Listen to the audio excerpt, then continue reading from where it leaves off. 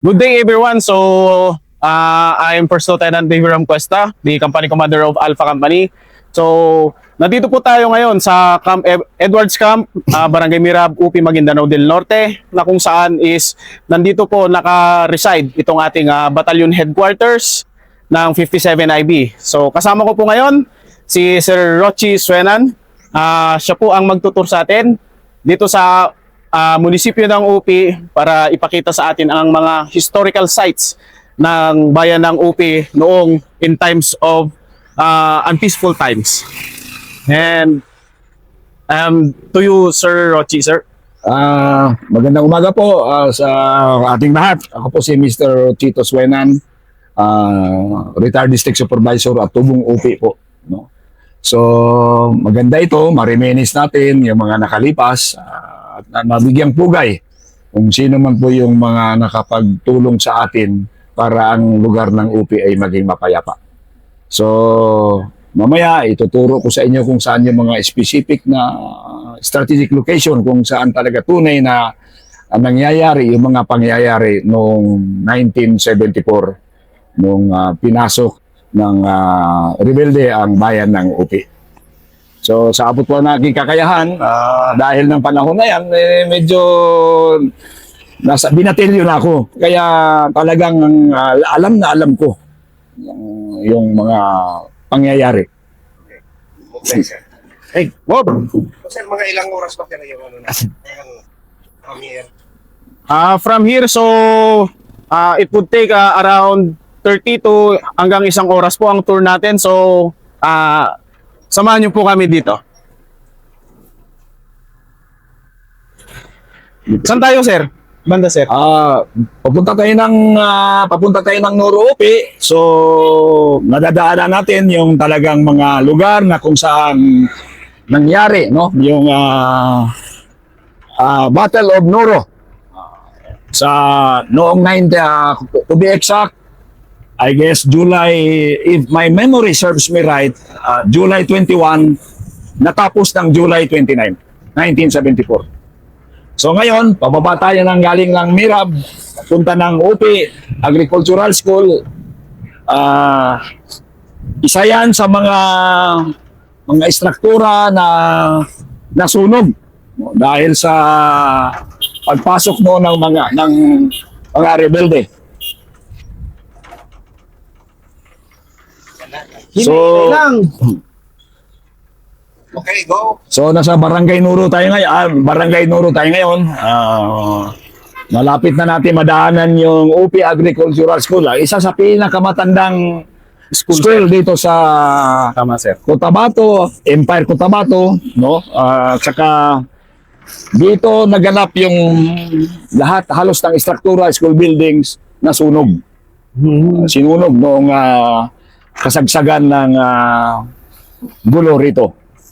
So, salamat sa mahal na Panginoon. Ako ngayon yung isa sa living witness dahil yung panahon na yan, Ano yung the worst na binatilyo na ako.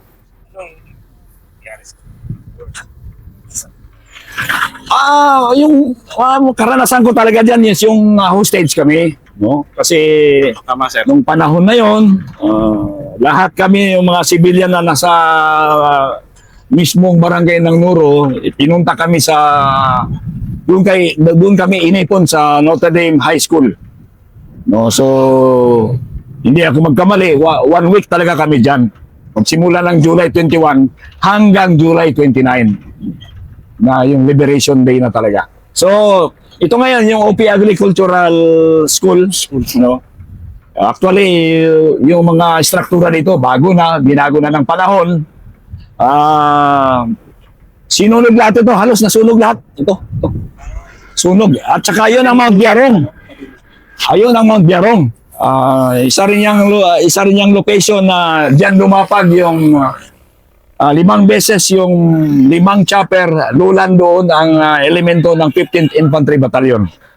So sila yun parang forward observer nung pinatakan kami ng 81mm sa Notre Dame nung hostage taking. So fortunately, salamat sa mahal na Panginoon ito na makabigay ako ng revelasyon na talagang tunay na nangyari. So, ito, hindi ito scripted, talagang andyan ako eh. Buhay ako.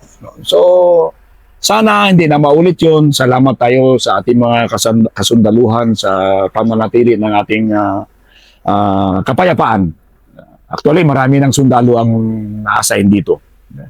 So ngayon, yung mga sundalo natin eh talagang properly na masyado, no? Kasi noong panahon, yung with due respect lang, yung mga sundalo noon, hindi namin ma-identify kasi kung rebelde ba o sundalo, ang haba na mga buhok. Tapos walang hindi naka-proper uniform, siguro gawa nga ng kasagsagan na talaga ng gulo. So sana, with this usapan natin ngayon, makapagbigay pugay tayo sa mga namatay na mga heroes natin kasi sa gira talaga lahat tayo collateral damage. Maging sundalo ka man, rebelde ka man, or civilian, lahat tayo biktima. Hindi mo rin masisi yung mga rebelde, bakit sila nakipaglaban sa gobyerno? Dahil meron silang ipinaglalaban na prinsipyo. Ang kasundaluhan naman natin, pinaglalaban nila yung konstitusyon ng bansa natin. So sana, sa pamamagitan nito, sa kami Colonel Itlarin, sana mabago na. Mahinto na. O kung di man mahinto, ma-eradicate, sana at least ma-lessen na yung kaguluhan. Kasi never again. Kasi masakit talaga. Nahirap na maging biktima. Kasi isa ako talaga sa naging biktima, isa ako sa tinamaan. Although nakasakay ako ng chopper, pero hindi ko naramdaman dahil sa kirot ng tama ko sa likod. Saan yung tama? Dito sa likod. Ayan o. Ayan o. Ayan yung tama ko. Dito po yung tama ni sir. Ayan. Tama, Nakatama siya. sharpener ng 81mm. Ng Mortar sir. sa sundalo na yon kasi nung panahon na yon ang sabi nila puro rebelde na diyan sa Notre Dame. Mabuti na lang nung lumabas kami, maaliwalas ang panahon noon, nagkuhan ng puting tela yung mga sibilyan. So nakita kami ng mga sundalo diyan sa tuktok na bundok na yan, nahinto yung patak sa amin ng mortar. So that's the time na yung na-liberate na ng 2nd Infantry Battalion, 2nd Infantry Brigade separate galing ng Camp Kapinpin, Tanay Rizal. Together with the 15th IB at saka yung mga sundalo na taga-OP, nag-volunteer sila noon na sumama sa mga batalyon na yan. So mamaya along the way, tuloy tayo sa Noro Central kung saan nag-kampo yung ating Special Forces, no? Airborne ang tawag namin dyan noon.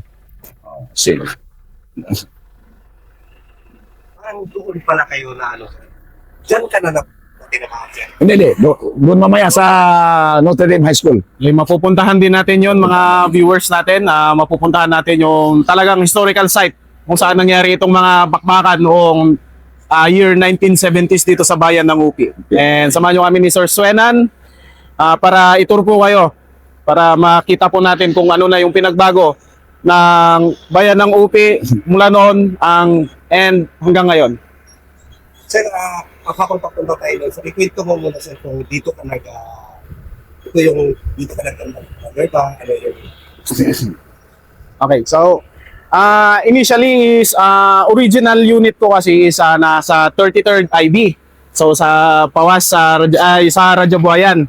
So initially nalipat po ako dito and then dito na ako natapos ko yung pagiging PL ko as well as yung company executive officer and ito pagiging company commander ko. So basically I have proper knowledge naman kasi nasa mga 3 to 4 years na rin ako na nandito sa UP bilang platoon leader and also a company commander. Yan lang po. Sir, kumusta ngayon dito sir? Yung mga kabuhayan naman ng mga dito? Actually, salamat sa panahon. Iniinib naman tayo ng panahon eh. Siguro, masabi ko na talagang itong OP generally peaceful ito. At saka sagana kami dito sa natural na resources kasi ang pangkalatang kabuhayan talaga dito ng mga tao natin is farming talaga. So, minsan nga, may mga panahon noon na hindi pa ito sementado. Talagang hirap kami dahil isa pa, hindi mapayapa dahil nga sa kaguluhan. So, para sa akin, nagpapasalamat din ako talaga sa panahon. Siya na rin sila na rin yung panahon na rin nagligta. Bakit andito tayo ngayon? So, inuulit ko, lahat naman tayo gusto talaga ng kapayapaan. Kasi wala talagang panalo ang digmaan. Kaya lang, meron talagang mga kababayan natin, mga tao na ayaw sa kapayapaan. Pero sana, sana mahinto na ito para tuloy-tuloy na yung kabuhayan. No? Ang South OP kasi, sa totoo lang, generally peaceful ito. Yung mga sundalo ma-assign dito ay categorically say na dito sila nagre-rest and relax actually. Kasi meron man ditong gulo, pero isolated lang, masabi ko. Parang police matters lang. So, hindi ko rin sabihin na hindi na natin pwede ang military ito. Andyan pa rin dapat kasi para tuloy-tuloy na yung kabuhayan ng tao. Kasi pag mapayapa ang lugar, sigurado ko uusbong yan. So, mamaya, dito na tayo sa Barangay Noro. Ituturo ko naman sa inyo kung mamaya, sandali, yung simbahan ng Philippine Episcopal Church. Isa rin yan na tinirhan ng mga hostages. Diyan ay nilagay ng mga rebelde, yung mga hostage galing dito ng OP Agricultural School. Yung simbahan na yan, yung makita diyan. Yung St. Francis, sir. St. Francis. Security, sir, ang nakatira dito, sir. Anong dominante talaga dito ang tribong Teduray. No? So, sa ngayon, masabi ko parang 65% or 70%, something like that. Yung iba dyan, yung Moro na pati mga settlers. So, 65% more or less Teduray talaga. Mostly dominated po dito, sir, mostly is Teduray, sir. Oo. Yes, sir. Mostly dominated. So, dito noon, wala talagang kabahay-bahay dito noon. Siyempre, biro mo, 50 years na. 51 years na ang nakalipas. So, marami talaga. Malaki ang pinagbago. So, ito ngayon yung St. Francis High School. Ito yung Philippine Episcopal Church. No? Dito maraming hostage dito. Yung simbahan na yan. So, bali dito po pala, sir, nilagay lahat ng mga na-hostage doon galing sa UWA, sir, no?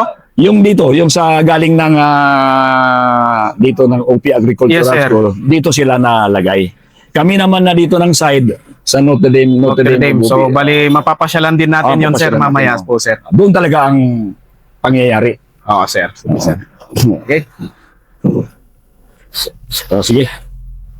Notre Dame tayo, sir. walang nabago sa structure. Wala, hindi ito nasunog.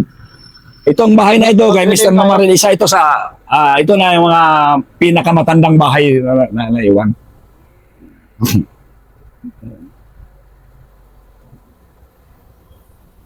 Sa Central pa siguro tayo. Sa Noro Central pa tayo. O dito na. So ito, bahay ito ni Kwan, ancestral house nila Colonel Padua. Dito yung kasama ko rin si Colonel Padua na hostage dito. Nung kabataan niya, sir. Yeah, kabataan na rin. So, dahil itong daanan na ito noon, rice field ito, wala pang, hindi pa simentado ito noon. Wala nga mga struktura dito, puro bayabas, mga punong kahoy lang, walang ibang bahay. Puro sakahan. Sakahan po, sir. Ito sakahan lang po, ito. sir. So, umaga ng July 21, dito na kami lahat. Nakamarcha dito yung mga civilian, papunta dyan sa Notre Dame. Diyan na kami inimbak ng Moro National Liberation Front, ng BMA, Bangsamoro Army pa noon, tawag nila. Lakad na kayo dito. Lakad kami dito.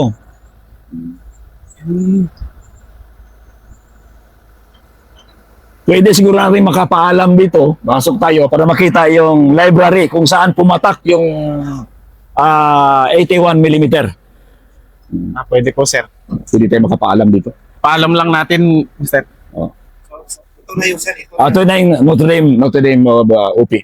Isa-isahin mo daw sir yung pagpasok niyo dito sir. Na malalam.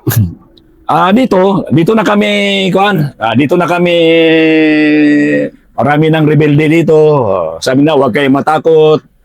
Dito lang namin kayo, para hindi kayo malagay sa alanganin, crossfire. So dito kami na-hostage ng, to be exact, 1 week. From July 21 to July 29, 1974. Gaano kayo karami nun sir? Marami, puno ito lang. Kasi itong mga instructor na dito, mga bago na lang ito. mga bago. Ang original yun mamaya, may turo ko, diyan kami na bombing. So, puntahan natin, pwede. Puntahan natin para Tara makita sir, ituro natin. yung library. Paalam mo lang sa guard, Gwen. Ano? Guard. Mag-tour lang tayo sa library ka mo. Pwede natin pasukin yung library dito. So, parang dito na sir. Ito na. Ito. Actually, ito mga struktura, kuan na ito. Bago na ito. So, dito tayo sa library. Saan ba yung library dati dito? Yung original yun, no? Diyan, no? So, turo lang. Biruin nyo, 51 years ago.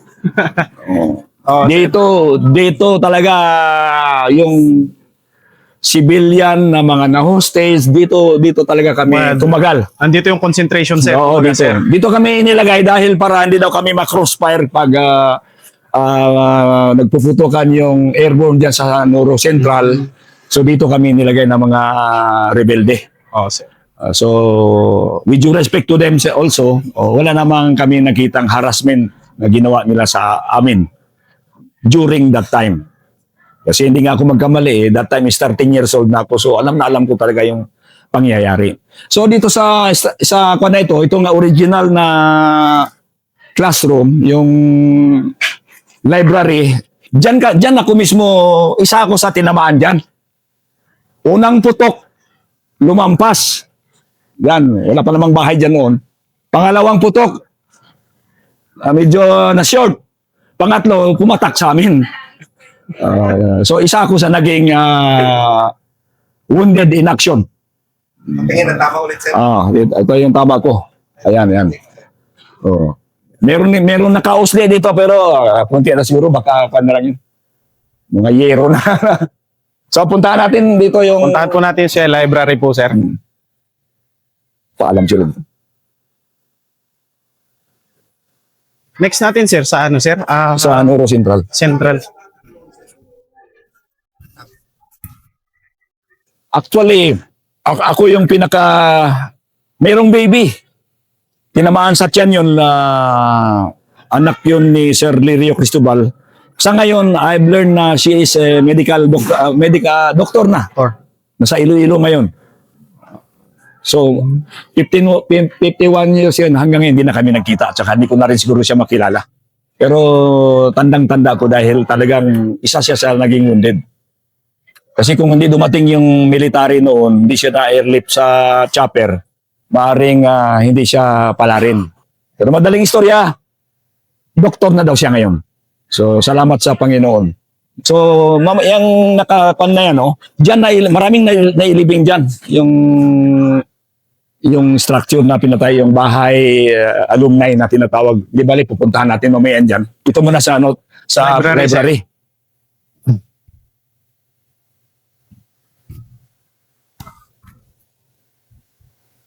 Hindi ko talaga malimutan. Dari ang library.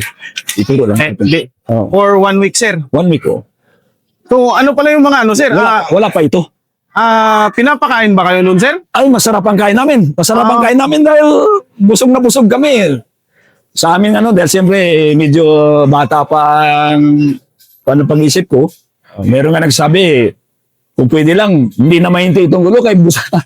Habang nagpapuputok yung mga rebelde noon, bumupulot kami ng basyo ng baril. Kasi siyempre, gawa kasi siguro ng kabataan, hindi namin alintana kung may mangyari ba sa amin o wala. Salamat na lang sa Diyos at saka wala namang tinaman. Maliban lang dito sa itong library po, ito talaga ang library. Laboratory. dito, sa totoo lang, may kwan ito, yung library dito noon, meron yan na mesa na kwan. Ang ginawa ng mga kasama ko, mga matatanda, puro libro yung makakapal, pinatong-patong yung mga libro. Kasi pag may aerial bombing noon, ang sabi ng mga rebelde sa amin, para hindi kayo mabingi, magkuha kami ng isang bagay, kagatin. Para pagbomba, pero nung fateful day na yan, Wednesday, 7:30 ng umaga, hindi ko malimutan, 1974, July 29, hindi namin napaghandaan yung pakagat kami dito. Para yung tumama talaga. Actually, to be exact, dito ako sa itong lugar na ito, diyan ako nakaupo. Kasi nga, medyo naughty, may pagkabugoy-bugoy na noon, hindi ako naniniwala. So, tsaka hindi ko rin expected kasi na patakan kami dito ng 81mm. So madaling istorya, nung pumatak na yung kan dito, usok na itong kanyan, ako ang unang lumabas. Ang parents ko, sila Colonel Padua, nakaalis na. Nakaalis na sila. So dito yung parents ko, kasi pakiramdam ko, hindi naman masakit kasi yung damit ko na yellow, inakala ko na napanan ako ng dugo ng mga wounded. Pagdating ko dito banda, nung bumalik ako dyan ako, bumagsak na ako. Nawalan ako ng ulirat. Yung pala, may tama na ako. Doon ko nararamdaman yung sakit. Hanggang, kung makita na, pwede tayo pupunta doon. Dito na ang mga second IB. So Yung magkatabi lang basketball court. pala kayo, sir? Ha? Magkatabi lang kayo during that time, sir? Kasi, kwan na yun yung araw na yun na yung maliberate na kami. Yes, sir. Actually, madaling araw nung day 7, wala na yung mga rebelde dito. Nakaalis na sila. Kaya nga nung day 7 na, mayroong nag-report na civilian na lahat ng mga kwan dito is rebelde pa. So, yung Mount Biarong na yan, makikita namin yung mga sundalo dyan na parang naglalarga bista. Kami naman dito, labas kami ng puting tela. Ang salamat sa pagkakataon na yon, maaliwalas. So, visible masyado yung makita kami. So, hininto yung bombing, yung shelling niya. 1 hour after that, nakita na namin yung mga sundalo kasi wala pa man yan bakod noon. Puro bayabasa niya, wala pa mga bahay dyan. Balibukid, sir. Dumating yung mga taga second IB. Hindi, ang akala namin pa rin, rebelde kasi hindi man naka-uniforme. Pero yung mahalata mo sa baril na sa M16, may Garand rifle, merong kwan, may ribbon sila na kulay yellow. So yun pala, parang kanila palatandaan na sundalo pala yun. So, ang nag-attend sa akin na medical doctor, hindi ko malimutan, si Lieutenant Armidilla. Sana buhay pa siya sa ngayon. Pero tapos, yung company commander ng Bravo Company ng 2nd Infantry Battalion, 2nd Infantry Brigade, si Parit, galing sila ng Camp Kapinpin. Yun ang Bravo Company ng 2nd Navy talaga ang nag-clear itong motor name na ito. Sir. So, ewan ko lang kung buhay pa sila. Sana 51 years ago, sana buhay pa sila para at least kung magkita. Kita nila itong video, sir. Sir. So kasi noon yung mga sundalo meron silang tinatawag na medical team. So doktor talaga, no? So kada kwan yung eroplano diyan makita namin bagsakan diyan ng aerial bombing. Yun na nga, pinapakagat kami ng mga rebelde ng matitigas na bagay para hindi daw kami mabibingi. So dito tayo. Para detalyado.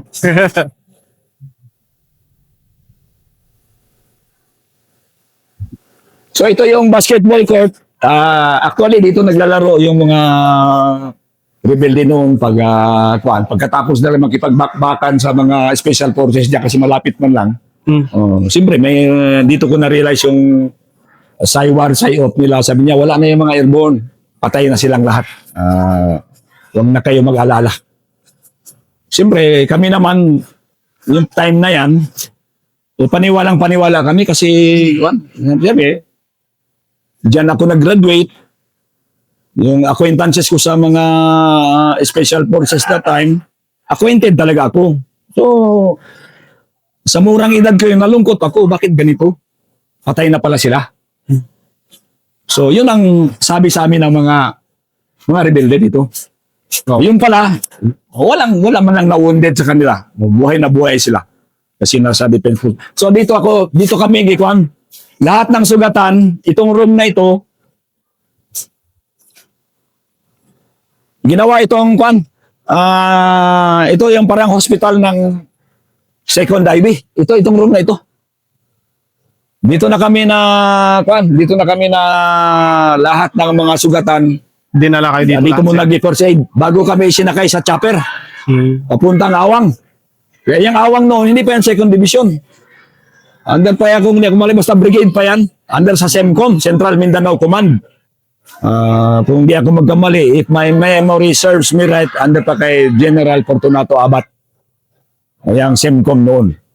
So dito, wala pang kanyan. Diyan na lumabas yung mga pagkarami-raming sa company size yata yun. Yun na yung Bravo company ng 2nd Infantry Battalion.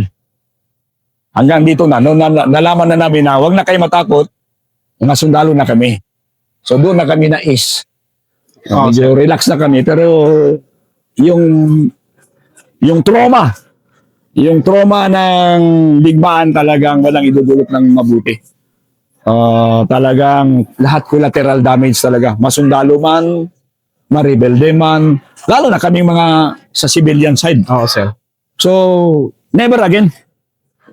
Wag na sanang maulit, no? Na mangyari pa yung nangyari sa amin. Kasi talagang isa ako sa saksi, talagang biktima ako eh. Biktima ako ng pangyayari. 13 years old na ako that time. Meron na akong mga class noon. Sa kanibig sabihin, binatilyo na ako, binataan talaga. Kaya nga, Sa tamang pag-iisip na, sir. Tandang-tanda na ako. Nasa tamang pag-iisip na. Oo, sir. Tandang-tanda ko. So,